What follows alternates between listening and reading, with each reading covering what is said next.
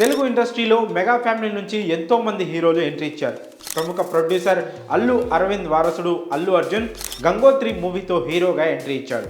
ఆ సినిమా పెద్దగా సక్సెస్ కాకుండా తర్వాత వచ్చిన ఆర్య, బన్నీ, దేశముద్రు ఇలా వరుస హిట్స్తో స్టైలిష్ స్టార్గా పేరు తెచ్చుకున్నాడు అల్లు అర్జున్.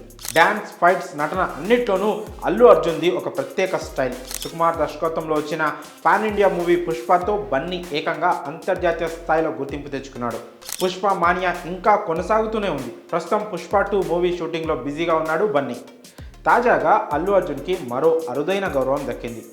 పూర్తి వివరాల్లోకి వెళ్తే ఐకాన్ స్టార్ అల్లు అర్జున్కి మరో అరుదైన గౌరవం దక్కింది. ఇప్పటికే అల్లు అర్జున్ జాతీయ ఉత్తమ నటుడి అవార్డును గెలిచిన తొలి తెలుగు హీరోగా రికార్డు క్రియేట్ చేశాడు. ఈ అవార్డును 2023 అక్టోబర్ 16న రాష్ట్రపతి చేతుల మీదుగా అందుకున్నాడు. సుకుమార్ దర్శకత్వంలో పుష్ప మూవీలో నటించాడు. ఈ మూవీ బన్నీకి first pan India movie. Pushpa జాతీయ స్థాయిలోనే కాదు అంతర్జాతీయ స్థాయిలో విపరీతమైన క్రేజ్ దక్కించుకుంది.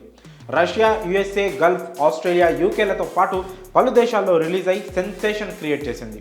ఇందులో సన్నివేశాలు, డైలాగ్స్, పాటలు ఇప్పటికీ కొంతమంది క్రీడాకారులు, సెలబ్రిటీలు రీల్స్ చేస్తూనే ఉన్నారు. ప్రస్తుతం Pushpa the rule second part ready అవుతోంది. Icon star Allu Arjun Germany వెళ్లారు. ఈ ఏడాది ఫిబ్రవరి 15 నుంచి ఫిబ్రవరి 25 వరకు జర్మనీలో 74వ బెర్లిన్ ఫిలిం ఫెస్టివల్ జరుగుతోంది.